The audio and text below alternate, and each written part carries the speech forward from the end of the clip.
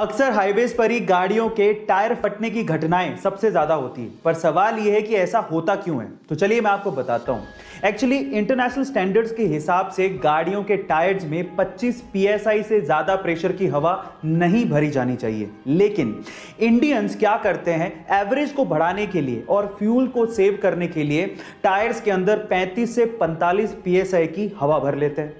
अब जब हाईवे पर वो गाड़ी दौड़ाते हैं तो टायर्स इतने गर्म हो जाते हैं कि अंदर की जो हवा है वो फैलने लगती है, और फैलने से इतना ज्यादा प्रेशर बन जाता है कि टायर बर्स्ट हो जाता है, टायर फट जाता है। इसीलिए अपने गाड़ियों के टायर्स में 25 psi से ज्यादा की हवा ना भरें। गाइस, नीट 2020 के एग्जाम में उड़ीसा के शोएब आफ्ताब ने और यूपी की आकांक्षा सिंह ने इतिहास रच दिया, क्योंकि इसके पहले तक ऐसा कभी नहीं हुआ कि किसी स्टूडेंट ने मेडिकल एंट्रेंस एग्जाम में पूरे में से पूरे मार्क्स यानी कि 720 में से 720 मार्क्स बनाए हों। है ना अमेजिंग। लेकिन सवाल यह है कि शोएब और आकांक्षा दोनों के ही 720 मार्क्स थे, तो फिर शोएब को रैंक 1 और आकांक्षा को रैंक 2 क्यों दिया गया?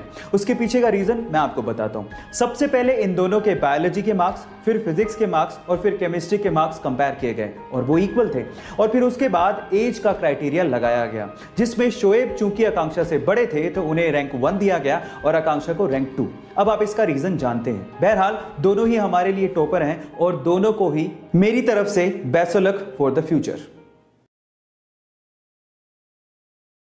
साल 2018 में आई एक साउथ इंडियन मूवी के बाद लोगों की जुबान पे सिर्फ एक ही बात थी कि मार्केट में एक नया सुपर हीरो आया है। उस मूवी का नाम था KGF चैप्टर 1 और हीरो यश, जिनका असली नाम है नितिन कुमार गौड़ा।